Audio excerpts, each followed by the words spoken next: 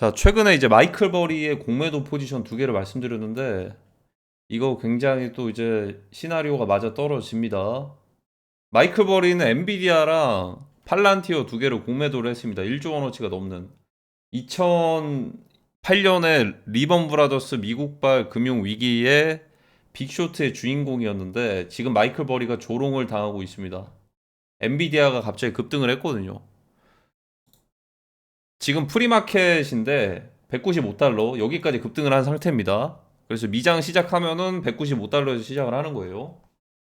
자, 실적 발표가 나왔고 긍정적으로 평가가 돼가지고 일단은 급등을 했는데 5%가 급등이냐? 비트코인으로 따지면 10% 정도 오른 거라고 보시면 됩니다. 비트 요즘 움직임 보면은 10% 정도 상승한 거면 급등이라고 볼 수 있겠죠. 이러면은 엔비디아나 이런 것들 영향 받아가지고 코인 쪽에서도 약간 좀 시원한 쇼 스퀴징 한번 나왔으면 좋겠네요. 쇼 스퀴징 시원하게 한번 좀 나왔으면 좋겠습니다.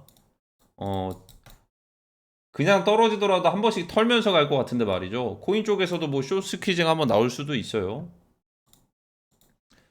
자, 근데 여기서 이제 중요한 게 팔란티어랑 엔비디아 전체적으로 미장이 뭔가 좀 이제 회복을 하는 듯한 모습을 보이겠지만 핵심은 팔란티어와 엔비디아입니다. 요 두 개가 급등할 수 있는 조건이 딱 하나가 있거든요. 바로 이제 한국입니다. 한국. 오늘 DMZ에서 폭발 사고가 났는데 원인 미상이라고 합니다. 자, 특히나 이제 이런 DMZ나 약간의 이제 군사적인 뭔가 좀 이제 도발까지는 아니더라도 이런 것들이 누적되고 쌓이다 보면은 그 하인리히의 법칙처럼 거대한 게 하나 올 수도 있거든요. 실제로 예전에 6.25 때도 그러긴 했는데 지금은 6.25 때랑 상황이 좀 다르기는 해요. 6.25 때는 한국이 유엔에 가입되어 있지도 않았고 군사력도 약했고 그리고 이제 주한미군도 다 이제 철수가 된 상황에서 기습적으로 들어왔는데 지금은 그와 반대죠. 군사력도 강력하고 미군도 있고 그리고 또 이제 유엔에도 가입되어 있고 하지만 이제 좀 예전이랑 다른 구조라고 한다면은 예전에는 러시아가 아니고 중국이랑 이렇게 좀 밀접한 관계 그 동맹 관계를 맺었다면 요즘에는 북한은 러시아랑 밀접한 동맹 관계를 맺고 있죠. 북중러라고는 하지만 북한과 러시아가 조금 더 두드러진 관계가 드러나고 있습니다. 자, 그러한 이제 팔란티어 같은 경우에는 미국의 방산 기업 아니겠습니까? 팔란티어. 그리고 이제 엔비디아. 자, 만약에 2차적인 한국에서 도발이나 북한의 도발이나 군사전이 발생을 했을 때 앞으로입니다. 앞으로. 그게 언제가 될지 몰라요. 앞으로. 그렇게 되면은 반사 이익을 인텔이랑 엔비디아가 그 TSMC가 가져가게 됩니다. TSMC.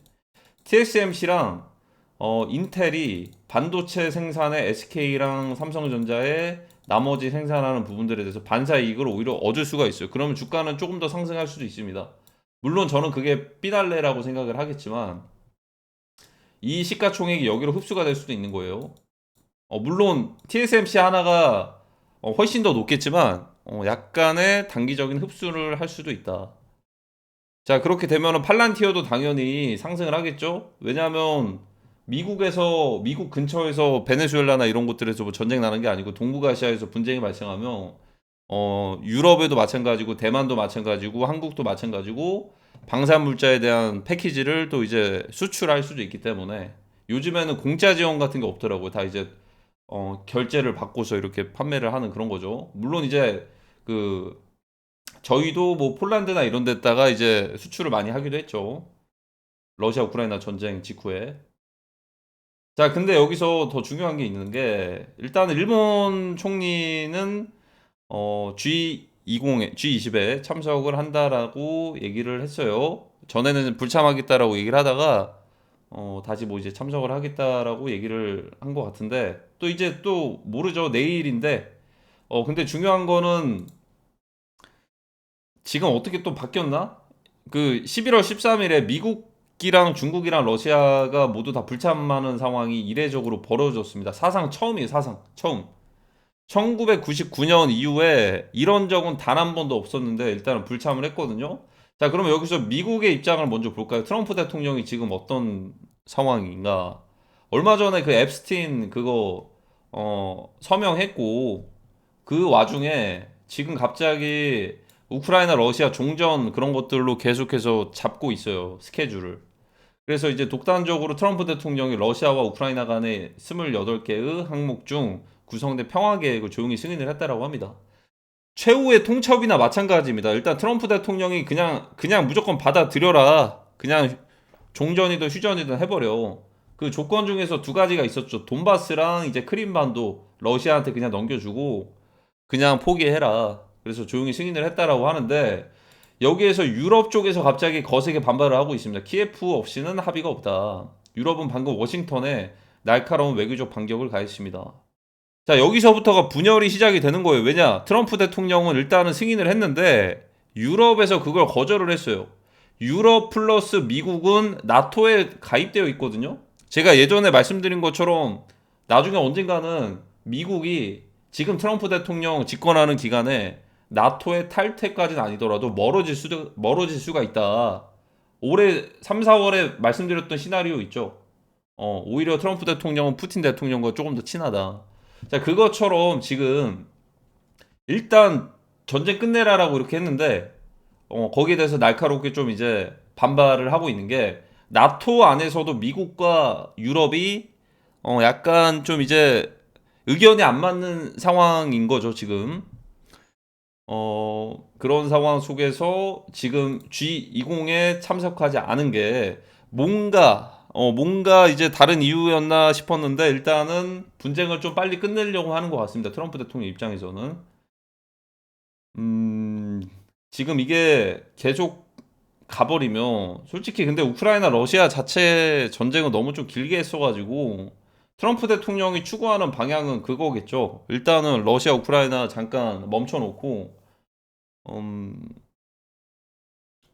동북아시아에 대한 그런 것들을 좀 이제 해결을 하려고 하지 않을까라는 생각이 들고요. 근데 이제 그런 게 있습니다. 일단 동북아시아의 문제는 사실상 미국에서 대놓고 개입하기는 좀 힘들어 보이거든요.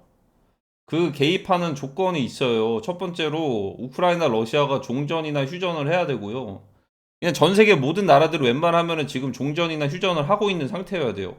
그러면 개입하기가 굉장히 수월해지고 그리고 이제 두 번째로다가 미국에서 정치적으로 개입을 한 적은 역사적으로 봤을 때 없습니다.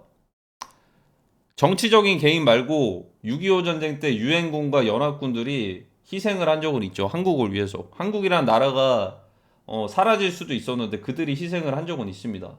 근데 또 한 번에 그것들을 감안하고서 희생을 한다?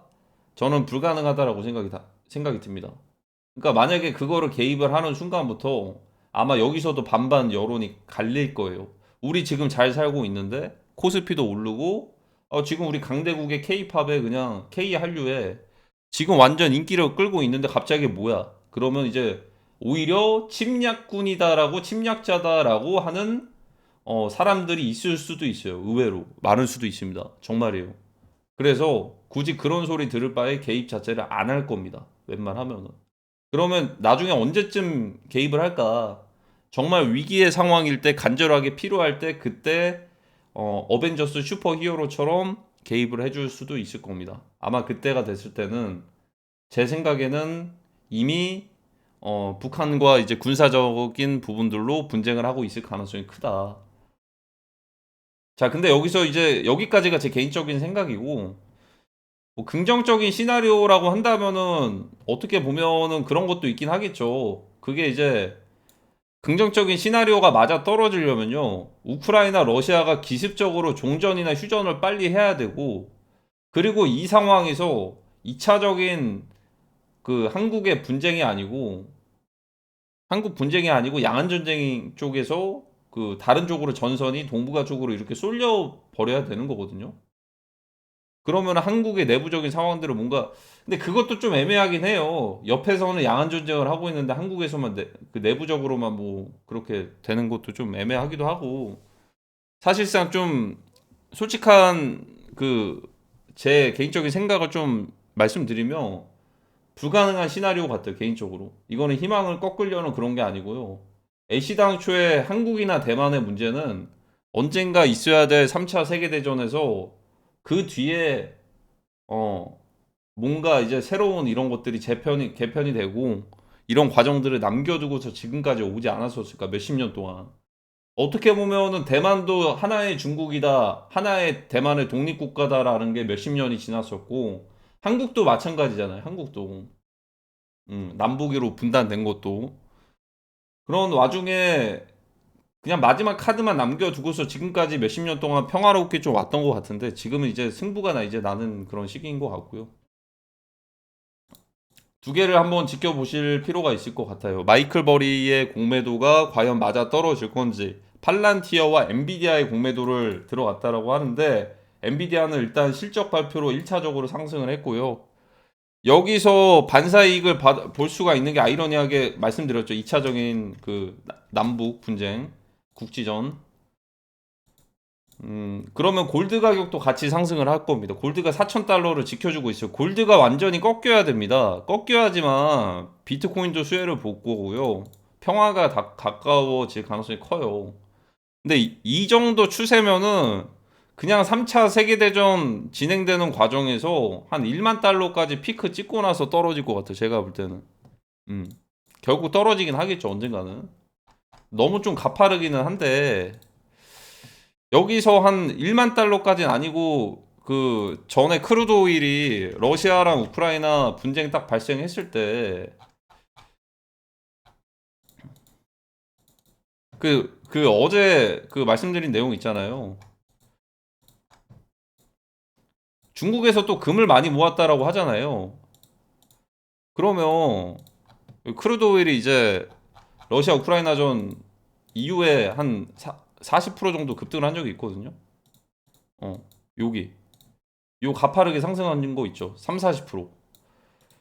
그러면 만약에 한국에서 먼저 그렇게 국지전이나 이런 게 발생을 하면 중국에서 투자했던 자본들도 타격을 입게 될 것이고, 그런데 그 와중에 TSMC랑 엔비디아 가격이 상승해? TSMC가 올라가는 거는 엔비디아 가격이 상승하는 것과 같거든요. 음. TSMC가 상승을 하네? 근데 이제 글로벌 금 가격까지 상승을 해? 그러면 어쩔 수 없다. 대만 양안 전쟁 스타트.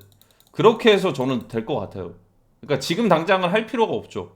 27년까지 그냥 시간을 가면 되는데 어쩔 수 없이 그 전에 뭔가 좀 다른 변수가 생기면 이 속도가 좀 가속화될 수도 있다라는 생각이 들고, 거기에 이제 골드 가격이 상승하고 TSMC라든지 이런 것들 이제 엔비디아가 상승하면 TSMC도 올라가니까 이것들도 상승을 하면은 이거를 두고서 이렇게 조금 더 가속화가 될 수도 있는 거지. 27년보다.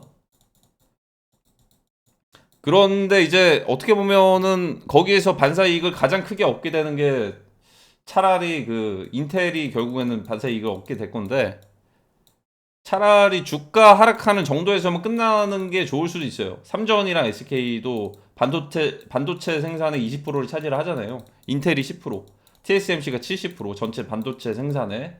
여기서 이제 그 뭔가 빠꾸가 생기면 여기서 반사이익을 얻게 되니까 요 두 개의 가격들은 상승을 하겠죠. 그 TSMC가 올라가는 엔비디아 상승하는 거랑 마찬가지고 인텔도 마찬가지고 요 놈들이 이 나머지 공백을 반사이익을 보게 되면서 상승을 할 것이고, 대신에 여기서는 뭐 주가가 됐던 베네수엘라처럼 갈 것 같진 않아요. 주가는 하락은 할 수도 있겠죠. 하락은 하는데 그래도 먼저 터지는 게 그래도 다음 상황 대비했을 때는 조금 더 회복하기에는 좋을 수도 있을 거라는 생각이 들어요. 어, 먼저 그렇게 되는 게 구조적으로 봤을 때 먼저 될 확률이 높을 것 같고요. 왜 그러냐면 우크라이나랑 러시아가 이렇게 있으면 우크라이나, 러시아 이 두 곳이 있잖아요. 여기에 나토가 있잖아요. 어쨌든 여기가 이제 나토에서 간접적으로 지원하면서 여기서 이제 총대를 메고 있는 거예요. 여기서 샌드백이 되는 거예요. 샌드백. 음. 그래서 약한 나라가 먼저 이렇게 되기 때문에 굳이 따지면은 솔직히 한국이랑 지금 대만이 둘 다 이렇게 대상이긴 한데, 일단 남북 분단 관계도 있을 뿐만 아니고 지금 주가적인 부분에서도 그렇고, 이게 여기가 먼저 트리거가 터진다기보다는 이렇게 되고 나서 그러면은 금 가격 상승, TSMC 상승, 한국에 투자한 자산들 하락 이렇게 돼버리면은 뭔가 이제 다른 쪽으로 이제 눈을 돌릴 수도 있는 그런 게 가속화되지 않을까라는 상상을 해봤습니다. 뭐 개인적인 뭐 생각인데 지금 어쨌든 마이클 버리의 조롱, 과연 조롱일지 예전에 빅쇼트를 예상한 것처럼 빅쇼트가 올지 앞으로 이제 다음 스텝이 하나가 남아 있는 것 같습니다. 일단 실적 발표는 끝났고요. 실적 발표는 끝났고 팔란티어와 엔비디아가 추가적으로 상승하는, 엔비디아가 추가적으로 상승을 한다라는 건 TSMC가 상승하는 것과도 같습니다. TSMC는 즉 엔비디아랑 같다. 그래서 요게 실적 발표를 약간의 상승을 했는데 요게 만약에 어떠한 모종의 이유로 상승을 하면 엔비디아도 상승을 할 것이고, 그 이유가 팔란티어까지 상승하게 되는, 그리고 골드까지 상승하게 되는 거라면 그때부터 이제 올 게 왔구나라고 생각이 들 것 같아요.